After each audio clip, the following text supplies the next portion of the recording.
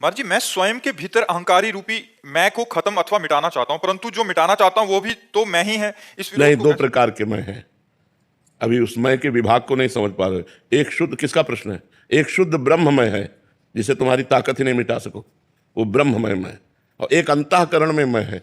मैं वो मिटाया जाता है जिसके साथ कुछ लगा होता है, जैसे विद्वान, धनवान, जो भी मैं के साथ लगा है वो तो मिटाया जा सकता है। और जिस मैं के साथ कुछ लगा नहीं है, केवल मैं, वो मैं शुद्ध ब्रह्म है, उसे मिटाने की जरूरत ही नहीं। वो ब्रह्माकार वृत्ति है। जो मैं है वो ब्रह्म है। मैं के साथ जो लगा है उसे अभिमान कहते हैं, उसे हटाना है। मैं के साथ जो जुड़ गया ना, वो हटाना है। मैं विद्वान, मैं कुलवान, मैं धनवान, मैं गुणवान, मैं रूपवान, मैं अमुक, मैं वो हटाना है। और जो शुद्ध मैं है वो ब्रह्म, मैं उसे हटा ही नहीं सकते। मैं भगवान का स्वरूप है। उसी में बुद्धि बहुत चलती है, मैं हाँ, ये मतलब अपने में ही मैं करते रहते हैं, तो बुद्धि बहुत चलती है। हाँ, बुद्धि को शांत कैसे किया जाए? नाम जप के द्वारा। उसी बुद्धि को नाम जप में लगाओ तो अपने आप ठीक हो जाएगा। नाम जप सब रोगों की दवा है।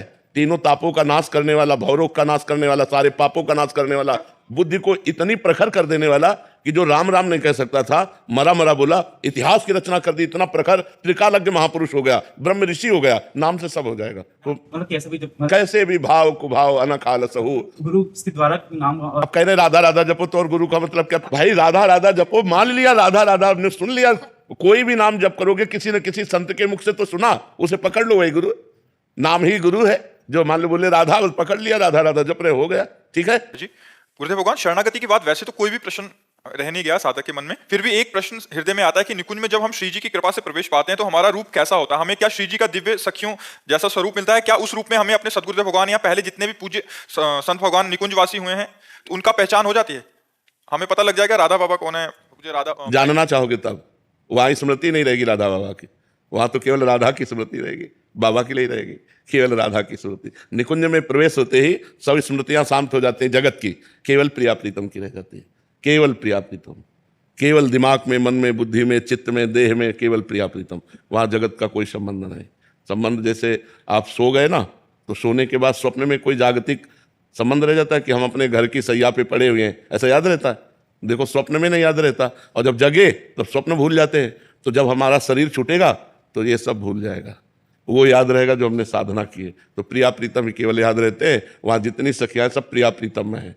सब महापुरुष वहीं विराज, पर ऐसे नहीं पहचान सकते कि राधा बाबा हैं, भाई जी हैं, प्रेमानंद हैं। ये सब नाम जागतिक है। जागतिक रूप और नाम यही नष्ट हो जाता है, वो तो सच्चिदानंदमय रूप में प्रवेश पाते हैं। परम पूज्य सदगुरुदेव भगवान के लिए जो प्रेम मृत्यु लोक में है जी, जैसे हमने तो श्री जी को पहले नहीं देखा। जब निकुंज में पहुंचोगे तो सदगुरुदेव के इस रूप का चिंतन नहीं होगा, तुरंत हमारा जो स्वरूप है वो तुम्हारे साथ होगा। तो जैसे तुम इस रूप में पार्थिव शरीर के संग हो, सामने बैठे हो, ऐसे उस रूप में देखोगे मेरे गुरुदेव सहचरी स्वरूप में विराजमान। वो प्रवेश होते ही प्रवेश होगा ही गुरुदेव से ही प्रवेश होगा। आओ, बस साथ चल रहे हैं। तो गुरुदेव के बैच में हो गए, गुरुदेव आचार्य के बैच में, और आचार्य प्रिया प्रीतम के समीप ऐसे हैं। जी महाराज जी, जब भी हमारे साथ कुछ गलत होता है तो मन बहुत अशांत हो जाता है। क्या गलत को तो गलत होने पर मन शांत किसका रहता है? जो भगवान में चित्त जोड़ते हैं, सब अशांत हो जाते हैं। जब अपने ऊपर दुख आता है, अपमान आता है, कोई निंदा करता है, कुछ प्रतिकूलता आती है, तो मन अशांत हो जाता है। ये सृष्टि का नियम है। अगर इस नियम को तोड़ना है तो भजन करना होगा। देखो, भक्तों के चरित्र पढ़कर बड़ी बड़ी विपत्तियां, बड़े बड़े दुख में भी करताल लेकर नाच रहे हैं, शांत हैं, आनंदित हैं। मीरा जी को जहर का प्याला पिलाया गया, वो आनंदित हैं। भगवान के चिंतन में ऐसी सामर्थ्य है कि जहर भी अमृत हो गया, कुछ प्रभाव नहीं डाल पाया। तो हमें जो जहरीली बातें कोई कहे, या प्रतिकूलता, या अपमान, या विपत्ति, इसमें मन अशांत हो ही जाएगा। अगर मन को शांत करना है तो भगवान से जुड़ना होगा, भगवान का नाम जप करना होगा, भगवान के नाम कीर्तन करना होगा, भगवान की सेवा करनी होगी। क्योंकि शांति भगवान से मिलती। भगवान का स्वरूप क्या है? शांताकारं भुजगशयनं पद्मनाभं सुरेशं विश्वाधारं गगन सदृशं मेघवर्णं शुभांगं लक्ष्मीकांतं कमलनयनं योगिभिर्ध्यानगम्यं वंदे विष्णुं भवभयहरं सर्वलोकैकनाथं।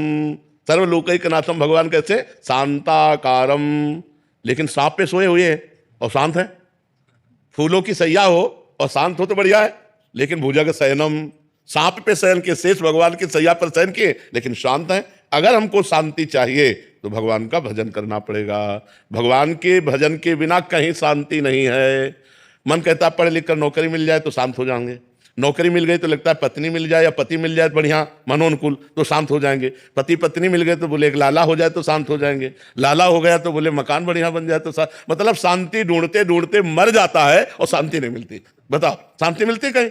वो एक न एक कामना, एक न एक चाह, एक न एक कमी बनी ही रहती है, अभाव बना ही रहता है। और उस अभाव की पूर्णता सिर्फ भगवान के भाव से होगी। अगर भगवान से चित्त जुड़ गया तो हम जिस परिस्थिति में उसी में हमें शांति प्राप्त हो। जी राधे राधे। महाराज जी, माया के बंधन से मुक्त होने के लिए क्या हमें संसारिक इच्छाओं को पूरी तरह से दबाना होगा या नियंत्रित करना? दो विभाग करने होंगे। किसका प्रश्न है? दो विभाग करने होंगे, एक शास्त्र सम्मत इच्छा और एक शास्त्र विरुद्ध इच्छा। शास्त्र सम्मत इच्छा, हमें काम सताया, हमारा ब्याह हो गया है, हमारी पत्नी है, हम उससे सहवास करते हैं, पाप नहीं है। हमें काम सताया, हम पराई स्त्री से सहवास करते हैं, घोर नरक मिलेगा। हमें अपनी उन इच्छाओं को दबाना है जो धर्म के विरुद्ध है। हमें उन इच्छाओं को दबाना है जो शास्त्र आज्ञा के विरुद्ध है, और जो शास्त्र सम्मत है उन इच्छाओं का पोषण करना है। गृहस्थ में हो, उन इच्छाओं का पोषण करो जो शास्त्र सम्मत है, जो शास्त्र विरुद्ध है उन इच्छाओं का त्याग करो। समझ पा रहे हो? महाराज जी, क्या नाम जप करते हुए धन और मोक्ष दोनों की इच्छा रखना उचित है? अगर जरूरत धन की है तो इच्छा तो बनी ही रहेगी, और धन की इच्छा रखकर भक्ति करना भी भगवान की भक्ति है, क्योंकि भगवान ने 4 प्रकार के भक्त बताए हैं, आर्त, अर्थार्थी, जिज्ञासु और ज्ञानी।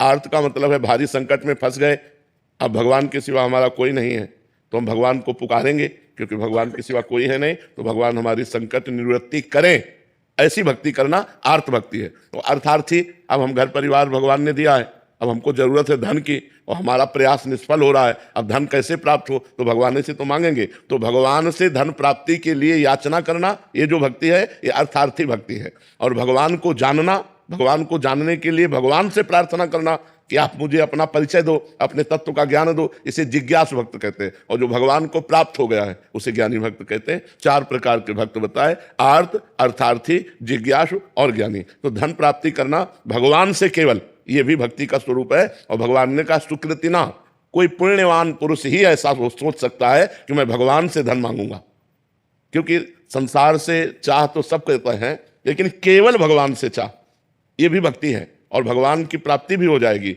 धन की भी पूर्ति हो जाएगी और भगवान की भी प्राप्ति हो जाएगी। छोटा सा इसमें डाउट था कि जैसे नाम जप में ना राधा नाम सुनने में अच्छा लगता है और मुख से राम नाम प्रिय लगता है। तो दोनों कोई बात नहीं गुरु आप ही को माना हुआ है जी। क्या जपूं आप बता दीजिए। राम राम जपो, राधा राधा सुनो, हमारे लिए कोई ब्रेक नहीं, हमारे लिए कोई परहेज नहीं।